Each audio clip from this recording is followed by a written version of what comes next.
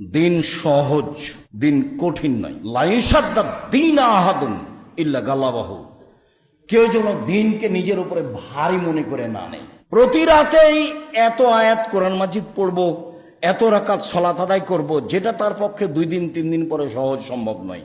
এটা যেন কেউ না করে, যেটুকু পারবে সেটুকু যেন সিদ্ধান্ত নেয়।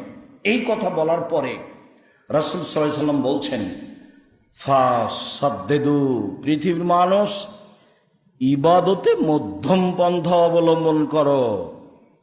পৃথিবীর মানুষ ইবাদতে মধ্যম পন্থা অবলম্বন করো। ওয়াকারেবু, নিজের শক্তি সামর্থ্য অনুযায়ী সম্ভবপর সাধ্যাতীত ইবাদত করো।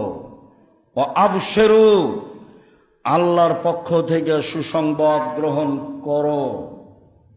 আল্লাহর পক্ষ থেকে সুসংবাদ গ্রহণ করো। ওয়াস্তাইনু বিল গাদওয়াতি ওয়ার রাওহাতি ওয়া শাই'মিন মিনাদ দুলজা, আর সাহায্য চাও আল্লাহর কাছে সকালে বিকালে, রাতের কিছু অংশে।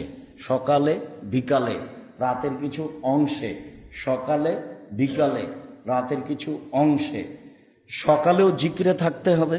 কাবলা তলুই শামস কাবলাল গরুব, সূর্য ডুবার আগে, সূর্য ওঠার আগে, সূর্য ডুবার আগে, সূর্য ওঠার আগে, সূর্য ডুবার আগে, সূর্য ওঠার আগে।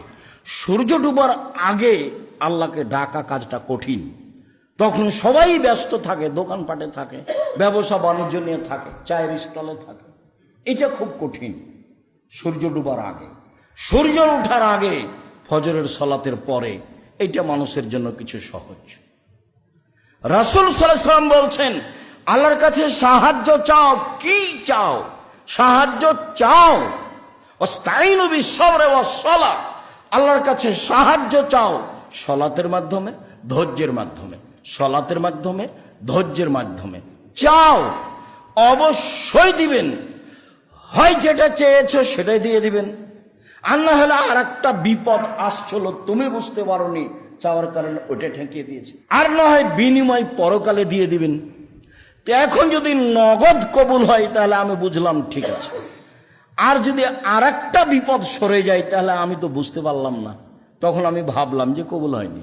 আর যদি পরকালে দিব বলে রেখে দেন, ঠিক আছে অনেক বলেছো, যেটা তুমি দুনিয়াতে চেয়েছো সেটা তেমন কিছু নয়, বিনিময়ে আমি জান্নাতে দিয়ে দিলাম, তাহলে তো আমার নগদ বাকি, আমি তো এটা বুঝবো না। তো রাসূল সাল্লাল্লাহু আলাইহি সাল্লাম বলছেন, দেখো আমি তোমার কথা বিফলে রাখবো না, তোমাকে আমি